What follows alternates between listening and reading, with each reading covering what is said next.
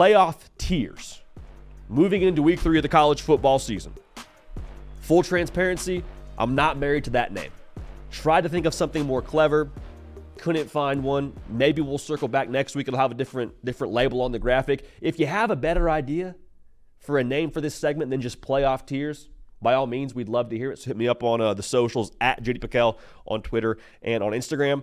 But let's start with the teams that we feel good about. And we're going to call these teams our teams in the playoff penthouse as of right now. Like for us moving into week 3, these are the teams that we would be wildly surprised if they're not in the college football playoff come the end of the season. Now, this is not a ranking. I'm listing these teams not necessarily in order as to where we see them in the college football playoff picture. We do that on Sundays. So, again, another reason to be subscribed. But let's start with who I believe is the best team in America right now, and that's Georgia. In Georgia, they did what they did to Clemson in week 1. They did what you would expect them to do to Tennessee Tech the following week. I'm riding with them until there is a reason not to. You have, I believe, the best or one of the best quarterbacks in the sport. You have the best head coach in the sport. I think you have the best roster in the sport. And so all those things come together for me to be like, all right, it's Georgia till it's not for me right now. Now, they will play Alabama at Bama end of September. We're going to learn a lot about them then. Curious to see if they're able to be businesslike against Kentucky this week at Kentucky.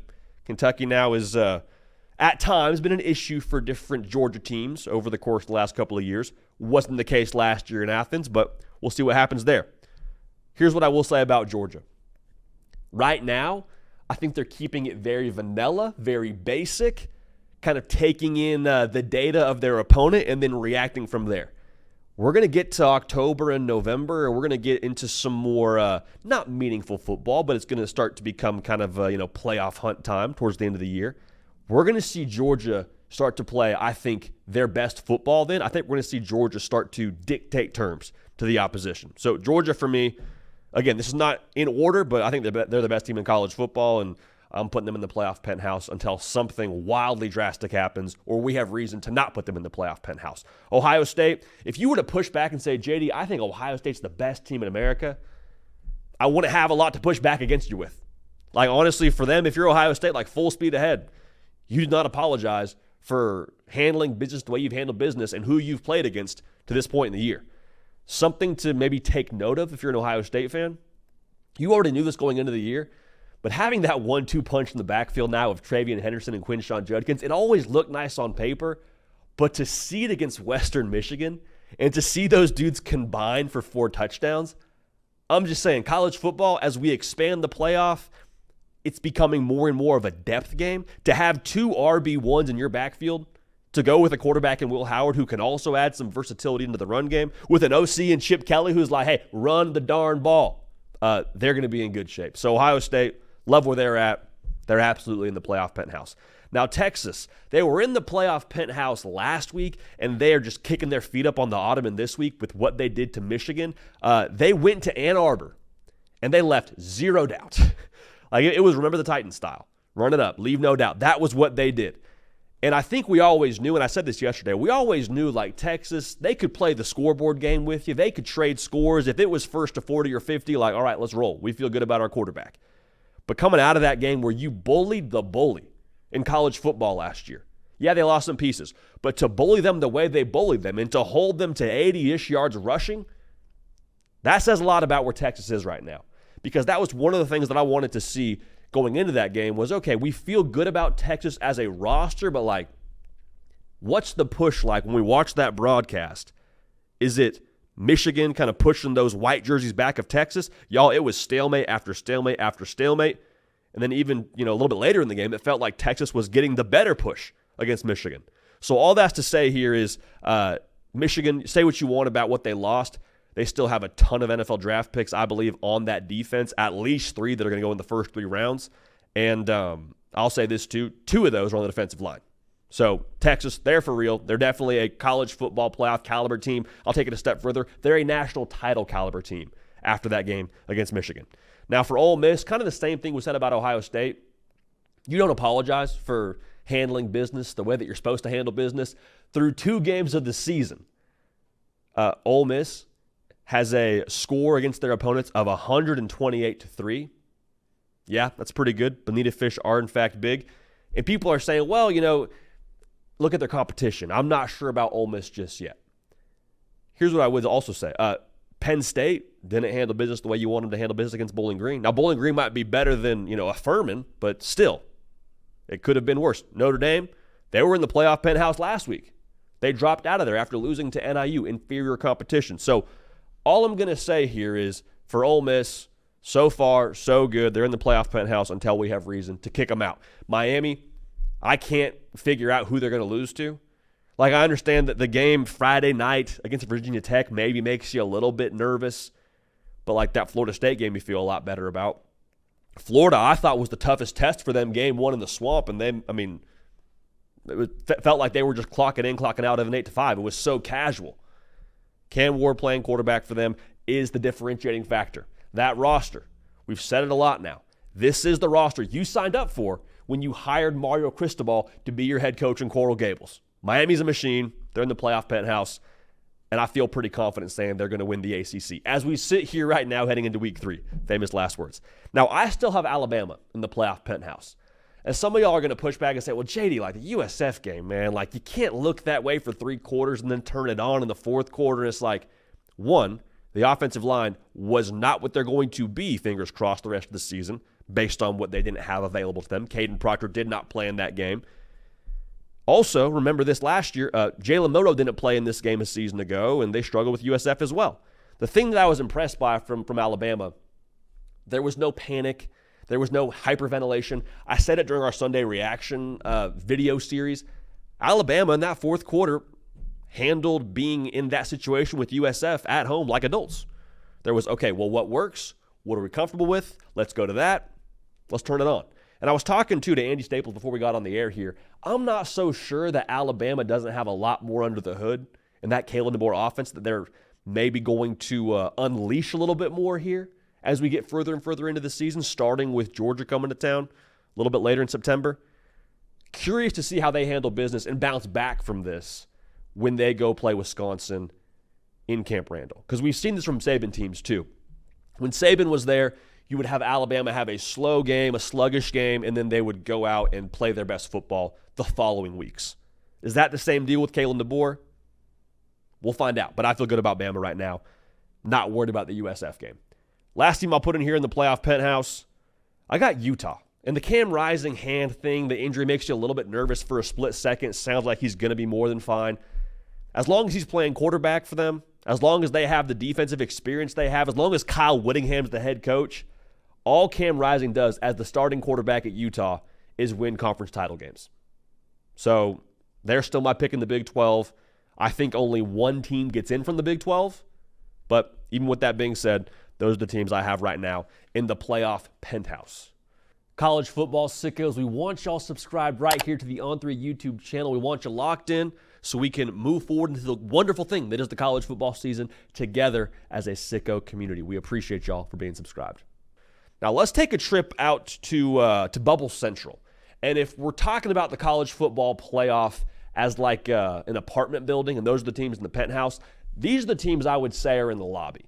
And y'all, Tennessee, I had to fight my better judgment to not put them in the playoff penthouse. I think we need to see a little bit more from them, but I mean, they just absolutely obliterated NC State. And the question going in was, well, okay, Nico, now we've seen him in the bowl game, and we saw him, against Chattanooga, and he looked real good, but like, what is Nico really? I get it. It wasn't an away game, but it wasn't a home game either. And I have to think that NC State, with that being in Charlotte, had their fair share of supporters. Obviously, Nico Iamaleava is a big exclamation mark on what you expect Tennessee to be this year.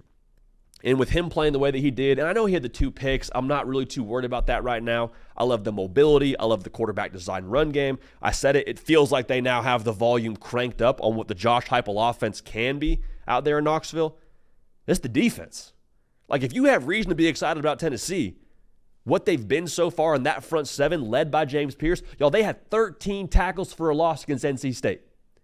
Even if Nico Iamaleava has a couple other hiccups left in his first year as the guy at Tennessee, even if he doesn't play an absolutely flawless season, you've got a defense now that you can lean on a little bit more. And I'm telling you this right now, the offense at times will look very 2022-ish. Like when Nico is on, he's on. I said it before. I think he is the most physically gifted quarterback you've ever had in Knoxville. Not the best. Peyton Manning's the best, but physical tools, physical giftings, that's Nico Iamaleava. They are going to hum offensively a lot this year. But if they're ever not, you got a defense you can lean on a little bit. Imagine if you could say that about your 2022 squad with Hendon Hooker. Imagine you put a squad like that in a 12-team playoff. I like Tennessee a lot. I had them as a playoff team before the year started. I still have them as a playoff team. I'm not putting them in the penthouse just yet, but if you were to put them on the bubble, they are at the front of the line in that lobby to take the elevator up to the penthouse. September 21st, they go to Norman, Oklahoma. That's the game I want to see before we move them up. Now, Oregon, they were in the playoff penthouse last week. Played Idaho real close, and I was like, man, I'm not worried about it. Don't sell your Oregon stock. I was saying Oregon's fine. Was saying I felt pretty good about Oregon to go out and work Boise State at home, and they did not look like that dominant team we expected them to look like coming off of a game where they looked a little bit lackluster against an FCS Idaho. I'm not selling my stock, but I'm also not quite as confident as I was a couple of weeks ago. That's why they're on the bubble in my mind. The thing with Oregon for me is I think they have issues. I don't think they have problems. Like problems, you need a concrete solution. Problems, you need to get another player. You need to fix a coaching thing. You need there's actual solutions that need to be acquired. Issues, I think you can work through. Issues to me is you have everything you need. You just got to find a way to put it together. They haven't done that just yet. I think it is far more likely that Oregon is just trying to gel right now through 2 weeks of the season with a transfer quarterback, a transfer wide receiver, some transfer pieces on defense. I think that's more likely than them just not being who we thought they would be going into the year. The roster is still one of the best in college football. I put the roster up there with Ohio State and Georgia and Texas, but can they gel and put it together? That's the big question. So far, hasn't looked great. A little bit more nervous, not selling stock, but understand now, the longer you hold that stock, that price is not trending upward. So Oregon for us on the bubble this week, chilling in the lobby of the college football playoff apartment, but nonetheless, they have some margin for error now with their bigger roster tests a little bit later in the year. Now, if they play the way they've played now these first 2 weeks, they will get beat before October. I'll just say that. However, if they continue to trend the right way, they don't play Ohio State till October. They don't play Michigan till November. So we'll see. We'll see about Oregon, but concerned a little bit. For Penn State, we've seen some good, we've seen some bad. To me, they're on the bubble this week. I just need to see more consistency because I picked West Virginia when they went to Morgantown. Got in here on Tuesday, ate crow. I was like, hey, I was wrong. That offense is explosive. They look good. And then Bowling Green goes out and gives them the game till the fourth quarter. Wait, who are you? I'm not 100% sure what we're getting just yet from Penn State. I like them a lot. I just want to see more consistency. I like Drew Aller. I like the way that offense is progressing. I want to see more consistency from the team overall. Because the offense looked good week one. Offense, quite frankly, looked pretty good week two. But the defense, to look that way against Bowling Green, hey, let's pick it up a little bit here. So for me, they're on the bubble this week. Now, USC was another team that right now is in Bubble Central, just hanging out. They're a team that I was very, very close to moving up into the playoff penthouse. Defense shut out Utah State. And you say, JD, it's Utah State. Yeah, it was also San Jose State a year ago in week 0, where I was like, hey, I'm not sure just yet about the defense, give them some time. We were having to talk about the USC defense against inferior competition the last couple of years. Don't discredit them for shutting out Utah State. A shutout versus anybody for USC right now is good news. They held LSU to 20 points. I think LSU is still a pretty stacked offense, just so we're all on the same page there. I'm excited about USC. And y'all, I cannot wait. September 21st now is going to be a great weekend. September 21st, they go to Ann Arbor. We're going to find out about USC. We'll find out about the offense, sure, and it's going to be a better test for them, I think, than they've had to this point in the season. But, we're going to find out a lot about the defense. Because if they can hold up against that smash-mouth approach, and I understand they got issues at quarterback and all that, does Michigan, we'll see. But, they're going to run the football. If USC can hold serve against that Michigan line of scrimmage, all right, look out for USC now. Look out for USC. Now, I have Oklahoma State also on the bubble right now. And I'm not knocking Oklahoma State. Like, this is essentially just my unofficial, official prediction for them to be the second best team in the Big 12 right now. Found a way to get it done at home against Arkansas. You would have liked to see a little bit more, of a quick start from them at home, from that veteran operation. We'll keep an eye on Oklahoma State. They're going to have a chance now to settle on the field, but I'm not 100% sold on them just yet. Again, nothing bad to say about them.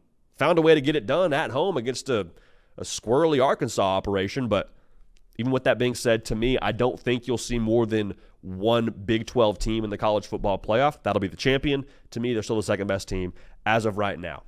Now, I have Missouri hanging out in Bubble Central, and I think the logic to push back against this is extremely fair. We say, JD, you put Ole Miss in the college football playoff penthouse. Why don't you put Missouri?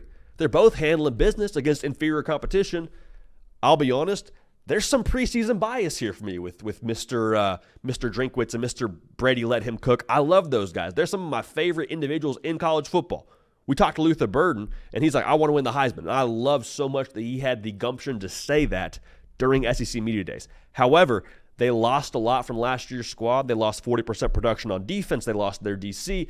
I just want to see. They lost Cody Schrader. I just want to see them play better competition before I put them in the penthouse, all right? Now, the schedule plays in their favor. On paper, it did, at least in the preseason. But, y'all, I'll just say this. The end of September for them looks a lot more difficult than we thought it would look when we glanced over this whole deal back in the summer. They play Boston College this week. Y'all, Boston College is ranked. That's a ranked matchup. Gotta love college football. And then they also play Vanderbilt. And Vanderbilt now, with the way they're looking, that team in Nashville is not going to be an easy out. I'll just say that. They got them in back-to-back weeks. They get them both at home, but I'm just saying, keep an eye on Missouri. We're going to find out a lot more about them in the coming weeks, and obviously when they go to Texas A&M, we'll have a better gauge for them. So those are the teams for me right now that are on the bubble when it comes to the college football playoff picture, our playoff tiers, if you will. Okay, now I want to get to the teams that are waitlisted for us right now. Before we do, though, want to make sure y'all know, want to make sure everybody knows that watches this show, the Hard Count is brought to you by Prize Picks. And I'll just say, we've had a blast playing Prize Picks, y'all. Like, Prize Picks has allowed us to squeeze even more juice out of our college football Saturdays, which I didn't know was possible. It's daily fantasy, super easy to play, comprehensive, easy to withdraw what you win. The way that it works, and we play exclusively college football on this show, so fade or follow there if you would like. The way that it works is we pick two or more player projections, so their stats. So, for example, Jordan McLeod, Texas State quarterback. He plays on Thursday night against Arizona State. His projection is 247.5 passing yards. We're going to go ahead and take the more there. Feel pretty good about that. He's thrown for more than that number 4 out of his last 5 contests, so we'll roll with that there. You go ahead and pair that with one other player projection. Right now, Prize Picks is giving away a free square. Caleb Williams, half a passing yard. You take the more and you keep it moving. So you put those two together. Use code HARDCOUNT at prizepicks.com. When you redeem that code, now this is the best part, just for playing a $5 lineup, gets you $50 more in promo funds to use. So code HARDCOUNT, $5 in lineups, gets you $50 in promo funds. So lock in with us. Again, we're taking Jordan McLeod, the more on 247.5 pass yards against Arizona State, and we'll take Caleb Williams, more than a half a passing yard this upcoming week for him and the Bears. So again, hard count, $5 in lineups, $50 in promo funds when you use that code at prizepicks.com. So we'll talk more about Texas State here in a second when we check in on our party going out there on G5 Street. But before we get to that, let's talk about the teams right now that I would say are waitlisted. Now, a lot of smart people get waitlisted from colleges they would like to go to. All right, we all know that valedictorian that had a great ACT score and they had great extracurriculars, but for whatever reason now they got waitlisted at X, Y, and Z school. Doesn't mean you can't still get in, but it does mean that there's some soul searching to do, some introspection to be had. And to me, LSU is at the top of this waiting in line list. Big opportunity this week. Like, this is kind of a gift, if we're being honest, around LSU with the fact they get another national game, a game with a lot of national implications on it. And I'm not saying that South Carolina is going to be a college football playoff team, but they are undefeated. College game day is there, and you probably weren't going to get this kind of exposure from the college football public or to the college football public for a little bit later in your year. Like, you were going to have to live with the idea that, hey, the last time we got to see LSU was against USC. Because they play UCLA here soon, and that's going to be, it'll be fun to watch. Like, college football sickos will be dialed in, but, like, it's not going to have the same implications on the narrative around LSU. College football, whether we like it or not, still a narrative sport.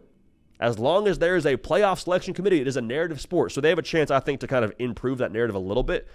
The reason why I have them on the waiting list or waiting in line in this college football playoff tiers segment, I'm concerned they already have that loss to USC. 9-3 does not get you in the playoff. I don't think that's what it's going to take this year. I think maybe in future years some chips fall your way. I don't see 9-3 being good enough. And so if you're going to get in the college football playoff, that means you have to lose no more than one other game against South Carolina, Ole Miss, at A&M, Alabama, Oklahoma. Like, is there more than one loss in that stretch? There can't be, and that's a tall task. So right now, waiting in line, some soul searching to do. I'm excited to see how they put it together, though. I love Garrett Nussmeier. I think he's built for it. If this team responds how previous Brian Kelly's teams respond, we say a lot about the opener and what they don't bring in that first game, and then usually they bounce back and they're a really good football team. So LSU waiting in line right now, but definitely still have their playoff hopes alive. Now Clemson, they're going to have a chance. They're off this week, and then they play NC State. I think we could move Clemson into that bubble central tier if they look how Tennessee looked against NC State. Because I think we have a pretty good gauge for what they are right now, NC State that is. I don't think they're necessarily the potent offense that you would have hoped you're getting out there in Raleigh. The defense had some issues against Tennessee. If Clemson's going to take that next step, they need to dominate NC State. All right, so sounds like I'm putting too much stock into the NC State game. Optically, just for the segment of the tiers, like I need to see something from Clemson that following week.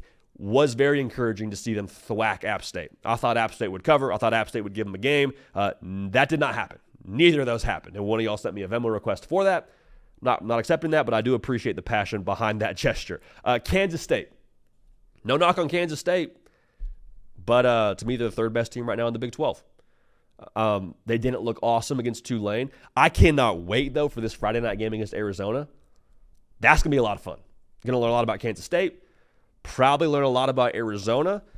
The winner of that game now will probably be in this tier the following week, if not on the bubble, depending on what happens across the Big 12 this week. Notre Dame, they're not out. They're still on the waiting list. They're not out, but, I mean, they have to make a statement the rest of the way. The loss to Northern Illinois, I mean, just if you're a Fighting Irish fan, just breaks your heart because you cleared that hurdle week one at Texas A&M in College Station. You're like, okay, hey, this could be a team that goes right now. And then you have the game you have against NIU, and Riley Leonard throws 2 picks, and the defense allows 190 yards on the ground. You're like, what just happened? How did we have this kind of a game? Didn't execute. For whatever reason, we're not able to lock in the way they need to lock in. If you're a Notre Dame fan now, you pick up the pieces, you look at the rest of your schedule, you are rooting hard for everyone else that you still have left to play. You are rooting for fat cows to be able to take down. So you're rooting for Georgia Tech, you're rooting for USC, you're rooting for Florida State. Like, you want those wins to be as highly ranked as possible for you to get so you can boost the resume. And I will say this too. I think that, college football playoff, as long as there's a committee, there's still some recency bias baked in there. As much as we try to say there's not, what I saw from you most recently is probably going to factor in. So you're rooting hard for those teams on your schedule, but we'll see what happens the rest of the way. Notre Dame not out, but they got to make a statement. Maybe more importantly, they got to figure it out on offense. I love Riley Leonard. I need to see consistency. Need to see more consistency down the field. So we'll see what happens there. Michigan, last team that I would put on the waiting list. Still a good team. Still a good roster. I mentioned all the draft picks. They got a lot of those, I think, especially on defense. They got to figure it out when it comes to their identity on offense. Because run, throw to Colston Loveland is not an identity. That is a formula. And then a formula is pretty easy to stop. Like, I don't think it's time to switch quarterbacks just yet, but I do think it's time to at least consider the possibility that Alex Orji needs more snaps. Because at least when he's in the game, I know that there's going to be a direction of the offense. Maybe more importantly, regardless of who's playing quarterback, let's get some creativity. Let's get some window dressing. Let's get some pre-snap movement. Like, I didn't see any of that against Texas, and that was disappointing. I don't think that they right now have the ability to just go north and south the way that they did last year. Like last year they had, 5+ NFL offensive linemen. Not saying they can't have that going forward, but I haven't seen it just yet. So Michigan, the path is still in front of them. They got to beat USC. They got to beat Oregon. They got to beat Ohio State. And if they turn it on and they end up beating some of those teams, if they go 10-2, I think they're a playoff team. But still, they got their work cut out for them. Down, not out. But for right now, we'll put them ahead on the waiting list when it comes to the college football playoff. Now, if you hear some music turned up, if you're trying to sleep at night and you're like, what is that? Are those the neighbors? Is that somebody down the street throwing a party? No, it's the G5. Okay, they're having a good time. Let's check in real quick on them. Boise State, even though they lost, I thought they've made a great case for themselves. If they win the Mountain West and they have a loss to a top 10 Oregon team, it's like, okay, hey, keep an eye on Boise State right now. Now, you would hope that 3-point loss ages well, that Oregon's able to kind of pick it up here and look good the rest of the way to make you look good. But Boise State now, Ashton Jeanty, he keeps doing his thing. We're going to have to put him in that Heisman conversation a little bit more firmly. All right? I love Ashton Jeanty. I love what the Boise State Broncos are doing. Go ahead and keep an eye on them with that G5 party. Now, Memphis, we're going to talk about a little bit later in the show. They got a chance to make a statement this week. They go to Tallahassee, and what do they find for them but an 0-2 Florida State team? Memphis is 2-0. They haven't played anybody, just to be fair, but if they beat Florida State, think about the resume boost for them when it comes time for the college football playoff. Think about what that would mean for them if they're able to be an American Athletic Conference champ, especially if they're undefeated. That in itself is another conversation, but Memphis, big opportunity this week. Right now, I believe they have the third best odds of the G5 to make the college football playoff, so keep an eye on the Tigers. Very big one this week in Tallahassee. UNLV got a Power 4 win under their belt against Houston so far. Keep an eye on them. I think they're worth monitoring in that G5 party. Texas State, huge opportunity as well. A lot of opportunity this week for G5 teams. Arizona State on a Thursday. Weird things happen in weekday college football games. They're going to score points as Texas State. Again, we like Jordan McLeod. 247.5 pass yards. We'll take the more there. We'll pair it with the Caleb Williams free square on Prize Picks. Code HARDCOUNT. $5 in lineups. $50 in promos. We're off to the races. We love that. And Liberty, man. We're just going to keep talking about Liberty for a number of reasons. One, preseason, they had the best odds to go undefeated. Not of the G5. Of anyone in college football. They got to have a trip out there to Boone, North Carolina and play App State, so we'll see what happens there. You got a quarterback, you got a chance. And Liberty, they got themselves a quarterback. So, yes, it is, in fact, to quote Walk a Flock of Flame, it is, in fact, a party. It is a party, it is a party, it is a party out there in G5 country. So those are our playoff tiers. So let's take a quick look at this graphic here and take you through the tiers real quick. Living in the playoff penthouse. We got Georgia, we got Ohio State, we got Texas, Ole Miss, Miami. Not worried about Alabama just yet. We like Utah as well as of right now heading into week 3. Chilling out in the lobby, Bubble Central, you got Tennessee, you got Oregon. Oregon now, down from the penthouse, down to the lobby. Got to find a way to surge here if you're Oregon. Penn State, some good, some bad. Not sure about the Nittany Lions just yet. USC, tempted to move them up as I was with Tennessee, but we'll keep them in the bubble right now until they play Michigan. Oklahoma State, second best team in the Big 12. That's where I have them. Missouri, I want to see more competition from them before I move them up. Right now, waiting in line, or waitlisted, if you will. LSU, Clemson, Kansas State, Notre Dame, and Michigan. And then hanging out in the G5, we got Boise State, Memphis, UNLV, Texas State, and Liberty, all vying for what I would anticipate being the 12th seed in that college football playoff. Hey y'all, thanks so much for watching. Subscribe to the channel here to make sure you don't miss an episode of The Hard Count. Also be sure to check out other videos on the On3 YouTube channel.